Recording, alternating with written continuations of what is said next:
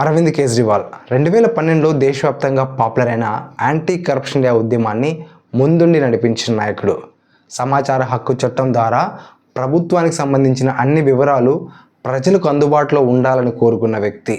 సమాచార హక్కు చట్టం అమల్లోకి వచ్చిన తర్వాత ఢిల్లీలోని అనేక ప్రభుత్వ కార్యాలయాల్లో అవినీతిని బయటపెట్టిన ఒక హానెస్ట్ పర్సన్. వారసత్వం మరియు డబ్బుతో కూడుకున్న నేటి భారత రాజకీయాల్లో తలుచుకుంటే సామాన్యుడు సైతం ఢిల్లీని పాలించగలడని నిరూపించిన ఒక trend setter Arvind Kejriwal. Cut చేస్తే దేశంలో అవినీతిని అంతం చేయాలని ఉద్యమాలు చేసిన వ్యక్తి అధికారంలోకి వచ్చిన తర్వాత అదే అవినీతి ఆరోపణలపై అరెస్ట్ అయ్యాడు. స్వతంత్ర భారతదేశంలో ఒక రాష్ట్ర ముఖ్యమంత్రి అధికారంలో ఉండగా అవినీతి ఆరోపణలపై అరెస్ట్ కావడం ఇదే ఫస్ట్ టైం.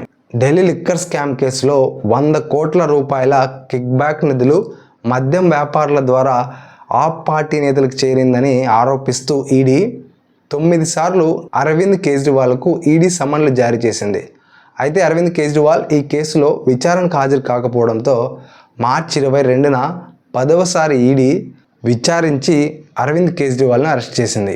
అరవింద్ కేజ్రీవాల్ అరెస్టుపై స్పందించిన తన గురువు అన్నా హజారే అరవింద్ కేజ్రీవాల్ తప్పు చేశాడు కాబట్టి అరెస్ట్ అయ్యాడు, స్వలాభం కోసం మద్యం పాలసీలు తీసుకొచ్చాడు, తనతో కలిసి మద్యంపై పోరాడిన వ్యక్తి నేడు మద్యం కేసులో ఇరుక్కోవడం చాలా దురదృష్టకరం అని చెప్పి అన్నా హజారే అన్నాడు. సో మనం ఇక్కడ అరవింద్ కేజ్రీవాల్ స్కామ్ చేశాడా లేదా అన్నది మనం మాట్లాడడం లేదు, ఎందుకంటే అది నిర్ణయించాల్సింది భారత చట్టాలు మరియు భారతదేశపు న్యాయ వ్యవస్థలు.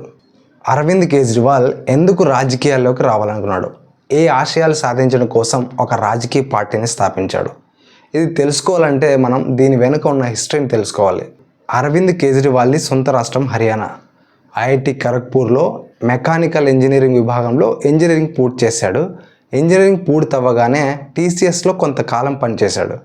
1992లో సివిల్ సర్వీసెస్కు ప్రిపేర్ అవ్వాలనే ఉద్దేశంతో ఈ జాబ్ వదిలేసి సివిల్ సర్వీసెస్ పరీక్షల కోసం ప్రిపరేషన్ మొదలుపెట్టాడు.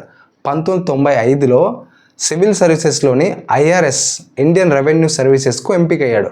ఇండియన్ రెవెన్యూ సర్వీసెస్కి ఎంపికైన తర్వాత ఢిల్లీలోని ఇన్కమ్ ట్యాక్స్ డిపార్ట్మెంట్లో జాయింట్ కమిషనర్గా ఉద్యోగంలో చేరాడు. అరవింద్ కేజ్రీవాల్ ఇండియన్ రెవెన్యూ సర్వీసెస్లో ఉన్నప్పుడే ప్రభుత్వ కార్యాలయాల్లో జరిగే అవినీతిని ఎలాగైనా అరికట్టాలనుకునేవాడు. అయితే తాను ఒక ప్రభుత్వ అధికారిని అయి ఉండి కూడా ఈ అవినీతిని అరికట్టడం సాధ్యపడకపోవడంతో 1999లో పరివర్తన్ అనే ఒక సంస్థను స్థాపించాడు. అయితే ఇది ఒక ప్రభుత్వ సంస్థ కాదు, ప్రజల విరాళాలతో నడపబడే ఒక అవినీతిని వ్యతిరేకించే ఒక సంస్థ అన్నమాట. ఈ సంస్థను స్థాపించడంలో అరవింద్ కేజ్రీవాల్ స్నేహితుడైన మనీష్ సిసోడియా కూడా హెల్ప్ చేశాడు. ఇక్కడ పరివర్తన్ అంటే మార్పు అని అర్థం అనమాట. ముఖ్యంగా పరివర్తన్ సంస్థ చేసే పని ఏంటంటే పరివర్తన్ సంస్థలోని వాలంటీర్లు ఢిల్లీలోని సుందర్ నగర్లో వీధి వీధి తిరిగి అక్కడ ప్రజల సమస్యలు తెలుసుకునేవారు. ముఖ్యంగా అక్కడ ప్రజల నుండి విద్యుత్ శాఖలో ప్రభుత్వ అధికారులు తీసుకుంటున్న లంచాల గురించి, అదేవిధంగా పబ్లిక్ డిస్ట్రిబ్యూషన్ సిస్టంలో అంటే రేషన్ షాప్స్లో డీలర్లు చేస్తున్న మోసాల గురించి ఎక్కువగా ఫిర్యాదులు అందేవి.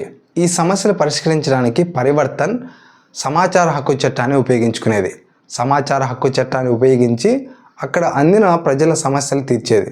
అలాగే పరివర్తన్ సంస్థ సమాచార హక్కు చట్టాన్ని వినియోగించి పబ్లిక్ వర్క్స్ మరియు పబ్లిక్ డిస్ట్రిబ్యూషన్లో 2 కుంభకోణాలు కూడా బయటపెట్టింది. ఇది ఎలా అంటే 2002లో సుందర్ నగర్కి చెందిన ఒక మహిళ సరుకులు తీసుకోవడానికి రేషన్ షాప్కు వెళ్ళింది. రేషన్ షాప్కి వెళ్తే ఆమెకు సరుకులు లేవని చెప్పి ఆ షాప్ డీలర్ వెనక్కి పంపాడు. ఇలా ఎప్పుడు వెళ్ళినా స్టాక్ లేదని చెప్పి వెనక్కి పంపుతున్నారని ఈ మహిళ పరివర్తన్లో కంప్లైంట్ చేసింది. పరివర్తన్ ఈ కంప్లైంట్ పరిష్కరించడానికి సమాచార హక్కు చట్టాన్ని ఉపయోగించుకుంది. సమాచార హక్కు చట్టాన్ని ఉపయోగించుకొని ఈమెకు సంబంధించిన రేషన్ వివరాలు పౌర సరఫరాల శాఖ నుంచి రికార్డులు మొత్తం పొందింది. ఆ పౌర సరఫరాల శాఖ ఇచ్చిన రికార్డ్స్లో ఈ మహిళ ప్రతి నెల సరుకులు తీసుకున్నట్టు ఉంది. దీంతో ఈ రేషన్ షాప్లో జరుగుతున్న మోసాలను గుర్తించిన పరివర్తన్ ఇందులో ఏదో కుంభకోణం ఉందని చెప్పి సుందర్ నగర్లో ఉన్నటువంటి మొత్తం రేషన్ షాప్కి సంబంధించిన వివరాలను పౌర సరఫరాల శాఖ నుంచి పొందాలనుకుంది. కానీ పౌర సరఫరాల శాఖ ఇంత పెద్ద మొత్తంలో ఒకేసారి ప్రైవేట్ రికార్డులు ఇవ్వడం కుదరదని చెప్పి తిరస్కరించింది. దీంతో పరివర్తనకు చెందిన సభ్యులు పౌర సరఫరాల శాఖ భవనం ముందు ధర్నాలు చేశారు. దీంతో తప్పని పరిస్థితిలో పౌర సరఫరాల శాఖ రికార్డులు ఇవ్వడానికి ఒప్పుకుంది. కానీ ఆ ఏరియా డీలర్లు ఢిల్లీ హైకోర్టులో ఈ రికార్డులు ఇవ్వడంపై స్టే విధించమని కోరుతూ ఒక పిటిషన్ వేశారు. దీనిపై స్పందించిన ఢిల్లీ హైకోర్టు పౌర సరఫరాల శాఖ రికార్డులు ఇవ్వడంపై స్టే విధించింది. కోర్టు స్టే విధించడంతో పరివర్తన్ సభ్యులు ప్రజలకు వెళ్ళి ప్రజలే వ్యక్తిగతంగా సమాచార హక్కు చట్టాన్ని ఉపయోగించుకొని వారికి సంబంధించిన రేషన్ రికార్డులు పొందాలని చెప్పి వాళ్ళకి ప్రచారం చేసింది.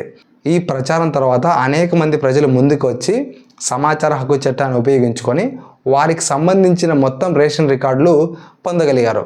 దీంతో సుందర్ నగర్లోని 27 రేషన్ షాప్ దుకాణాల పరిధిలో 90% రికార్డులు పరివర్తన్ సభ్యుల దగ్గరికి చేరాయి.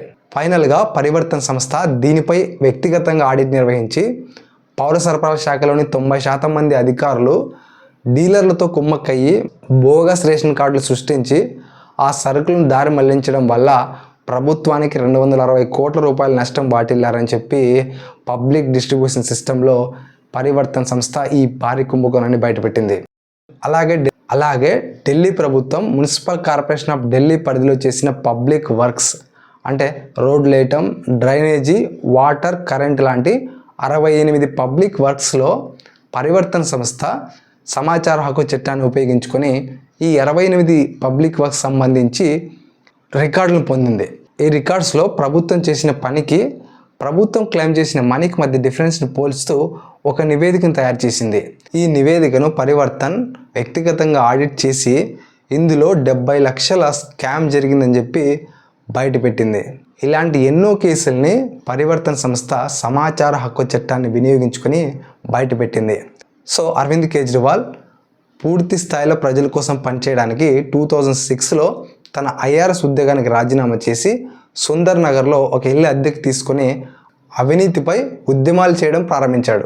2011లో జన్ లోక్పాల్ బిల్లు తీసుకురావడానికి అన్నా హజారేతో కలిసి ఉద్యమాలు చేయడం ప్రారంభించాడు. అరవింద్ కేజ్రీవాల్ 2012 నవంబర్ 26న ఆమ్ ఆద్మీ పార్టీని స్థాపించాడు. ఆ తర్వాత 2013లో జరిగిన ఢిల్లీ అసెంబ్లీ ఎన్నికల్లో ఆ పార్టీ పోటీ చేసి 28 సీట్లను గెలుచుకుంది. కాంగ్రెస్ సపోర్టుతో ఢిల్లీ సీఎంగా అరవింద్ కేజ్రీవాల్ ప్రమాణ స్వీకారం చేశాడు. ఢిల్లీ సీఎంగా ప్రమాణ స్వీకారం చేసిన వెంటనే జన్ లోక్పాల్ బిల్లును తయారు చేస్తూ సభలో బిల్లును ప్రవేశపెట్టాడు. అయితే ఈ బిల్లుకు కాంగ్రెస్ మద్దతు ఇవ్వకపోవడంతో 49 రోజులకే ఢిల్లీ ముఖ్యమంత్రి పదవికి అరవింద్ కేజ్రీవాల్ రాజీనామా చేశాడు.